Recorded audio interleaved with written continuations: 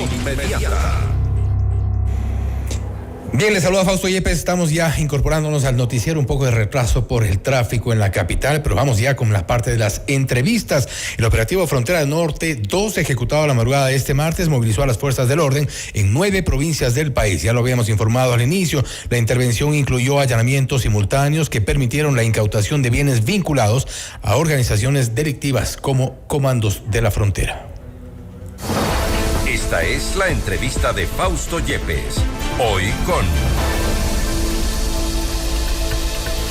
Y para hablar sobre este tema estamos ya en contacto este momento con Michelle Maffei, experta en seguridad nacional y conflictos. Comandos de la Frontera, Ecuador está en la ruta para combatir el crimen organizado. Hay varios avances, se ha dicho, desde la parte oficial. No obstante, también hay preocupación respecto de los efectos que puede tener esta lucha en contra del crimen organizado. Michelle, gracias por estar con nosotros.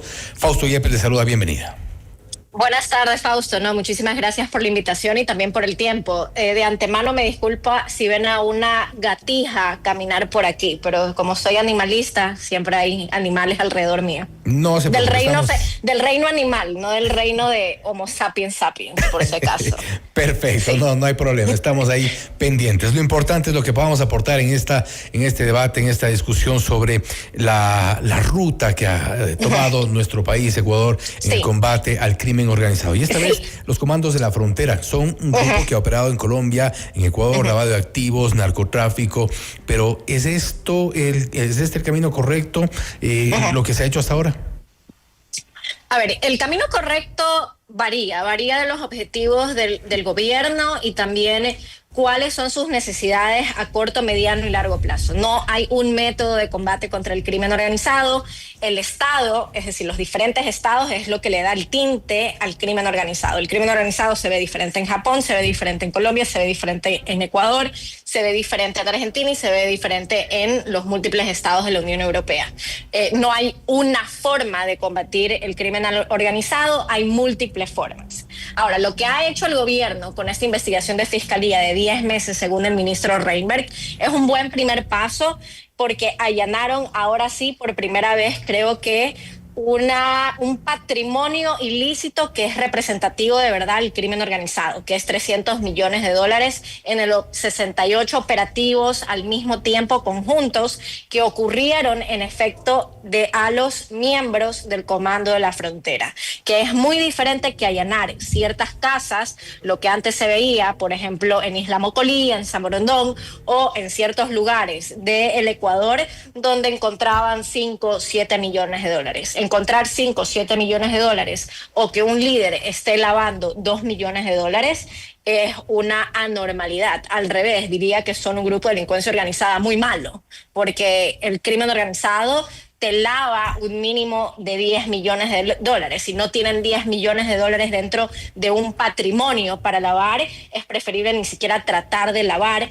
justo por todo el dinero que se te va a ir al fin y al cabo en pagar a múltiples personas para que puedas lavar el activo. O sea, la organización sola no podría lavar el activo. Entonces sí es se podría decir un buen primer paso. Lo que a mí me preocupa es qué es lo que va a pasar con esos patrimonios ilícitos. ¿Por qué?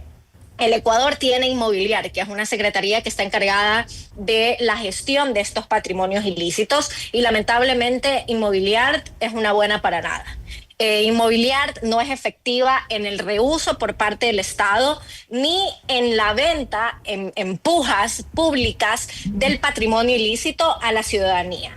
¿Quiénes son muy buenos en la reutilización de este patrimonio ilícito y al fin y al cabo una ejecución muy buena de la ley de extinción de dominio? Son los italianos. Ellos tienen ese know-how. Sin embargo, si vemos en Sudamérica, Paraguay es un gran ejemplo con la Cenabicó. La Cenabicó básicamente es la Inmobiliar de Paraguay y si ellos tienen un patrimonio ilícito, tratan de venderlo en pujas públicas, carros, casas, joyas, pinturas, todo lo que tengan los grupos de delincuencia organizada, y si por alguna razón no logran venderlo dentro de esas pujas públicas, el Estado lo absorbe. Entonces, si tú tienes una mansión, un edificio en pleno centro de la ciudad, el Estado lo absorbe y es una nueva infraestructura inclusive para el Estado. Es decir, el Estado nunca pierde, sino que lucra del decomiso en sí de este patrimonio ilícito, y es algo que el Ecuador no ha podido hacer. Yo cada semana entro en Mobiliart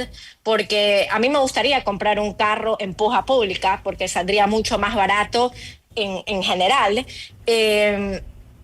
pero lamentablemente Inmobiliar siempre está poniendo en su página web pujas públicas de terrenos baldíos que son un chiste para cualquier persona que trabaja dentro del crimen organizado. O sea, ahora, no lo que ocurre también, Michelle, lo que ocurre también es que aquí, y esto ha sido público, se ha visto en muchos de los casos, a través de la justicia, estas organizaciones, estos cabecillas de organizaciones narcotraficantes que han estado en su momento detenidos, a quienes se les han incautado en su momento bienes, inician procesos para recuperar esos bienes. Si no los recupera él, los recupera su esposa, lo recuperan sus hijos, y eso ha ocurrido. Es decir, el sistema de justicia tampoco es necesariamente efectivo en función de que Inmobiliar pueda eventualmente hacer uso, vender estos bienes, porque muchas veces demora mucho menos un juicio de estos, en los cuales tendrán que revertir a los dueños, entre comillas, originales, y ahí se cuelga un poco el tema, ¿no?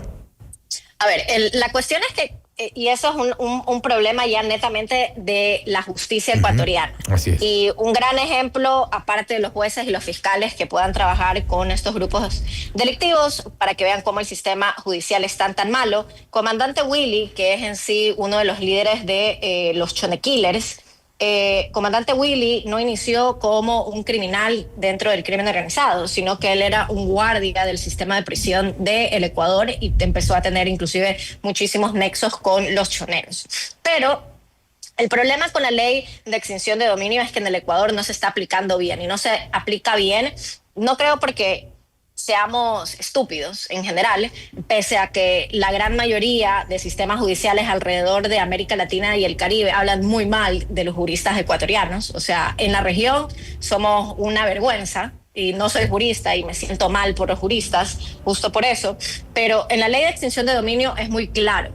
Tú decomisas el bien, el patrimonio, y si por ese motivo la persona termina siendo en efecto no culpable, es decir, inocente, se devuelve el patrimonio, o simplemente si ya el patrimonio se vendió a otra persona y ya no existe, tumbaron, destruyeron el patrimonio, se devuelve lo que costó el patrimonio en dinero de una manera extraordinariamente rápida, igual de la misma rapidez que se decomisa ese patrimonio ilícito.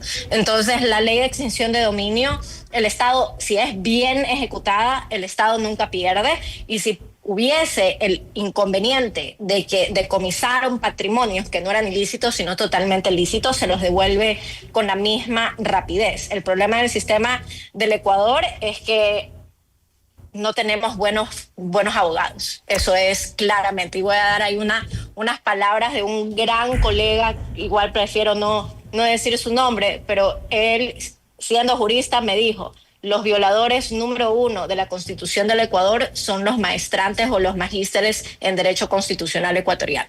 Entonces, ahí es un gran ejemplo de qué es lo que está fallando. Pero lo que falla también en el Ecuador no son las leyes.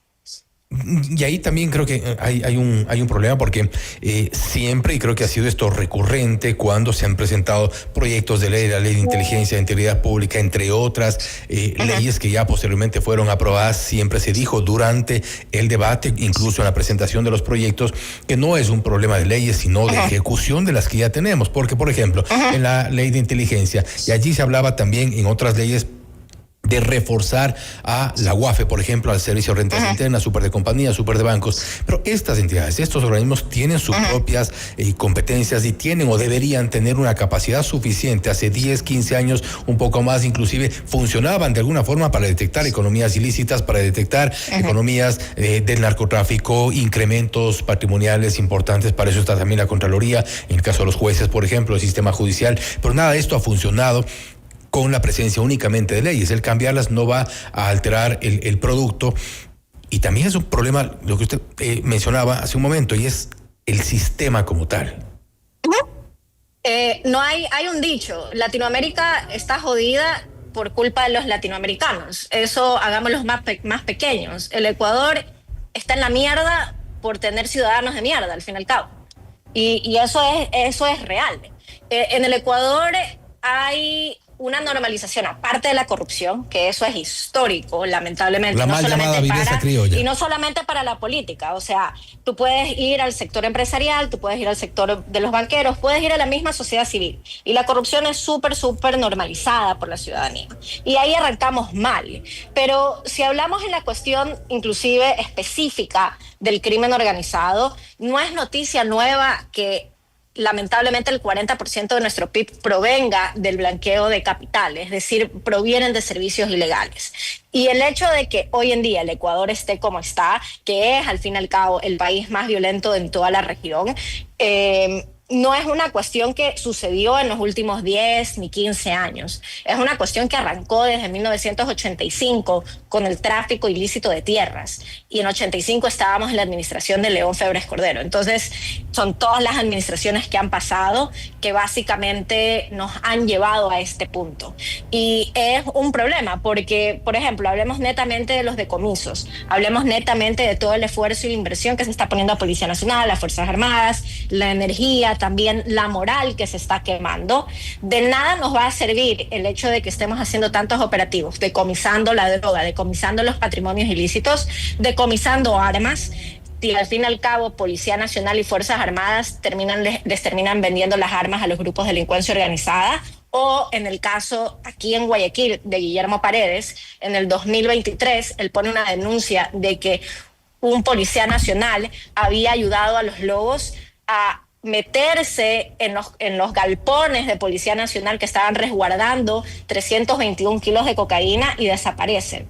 Guillermo Paredes fue dado de baja de Policía Nacional por hacer bien su trabajo y hoy en día está fuera del país. O sea, ¿de qué nos sirve toda la inversión? ¿De qué nos sirve todos los operativos? Si al fin y al cabo estas dos instituciones que por el momento son claves para este combate hiper centrado en la militarización de dar bala, al fin y al cabo terminan ayudando a estas mismas estructuras de delincuencia organizada. Para que las personas empiecen a recapacitar un poco, esta estrategia de la hipermilitarización es usada porque es una forma muy fácil de obtener votos ciudadanos. Es decir, la gente quiere ver bala a los grupos de delincuencia organizada. Y suena como una justicia divina y suena muy lógico de que si eres un gatillero te maten. El problema es que desde enero del 2024, que teníamos 22 grupos terroristas, hace 2 meses que salió un reporte de la ACLED, salió que ahora, en este 2025, tenemos un mínimo de 37 grupos de delincuencia organizada. Entonces, en lugar de erradicar los 22 grupos, hemos incrementado el número de grupos. Pero, y eso no es algo anormal, porque en Colombia sucedió y también en México con la guerra contra las drogas. Entonces, las personas que saben del combate contra el crimen organizado, lo hemos advertido ya por más de un año que esto iba a suceder.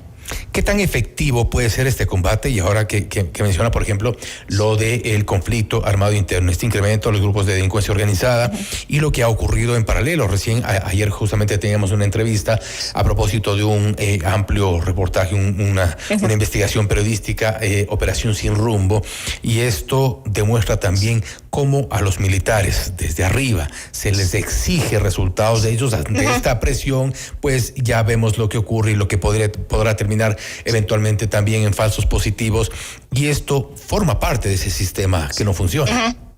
Sí, he podido yo hablar con altos mandos de Fuerzas Armadas y de Policía Nacional. Hay un común denominador de ambas instituciones. Se quejan muchísimo de las órdenes de las autoridades porque no pueden generar resultados. Ellos saben que para dónde están yendo es totalmente erróneo. El problema es que no lo pueden decir a sus jefes porque es más o menos como la diplomacia. Si tú vas en contra de tu jefe, te friegan tu carrera. Entonces no lo pueden decir, pero a la interna, cuando hablan con especialistas, ellos saben que las órdenes como tales no van a generar esos resultados. Al revés, el problema de la hipermilitarización del crimen organizado o dar bala suena muy muy mesiánicos. Al revés, yo siempre tengo un dicho: si dar bala hubiese sido la solución, la mafia italiana en Italia ya no existiría, sigue existiendo, empecemos por ahí. De ahí no habría especialistas en contraterrorismo y tampoco habría especialistas en prevención de crimen organizado, que son dos conceptos diferentes, el terrorismo y el crimen organizado. Uno es motivado por ideologías religiosas, políticas como ISIS, y los grupos que tenemos en América Latina, básicamente los choneros, los lobos, la segunda Marquetalia, que son las células de la FARC, el ELN, el Tren de Aragua, por ejemplo, son motivados netamente en hacer billete. O sea, su motivación es billete. A ellos no les interesa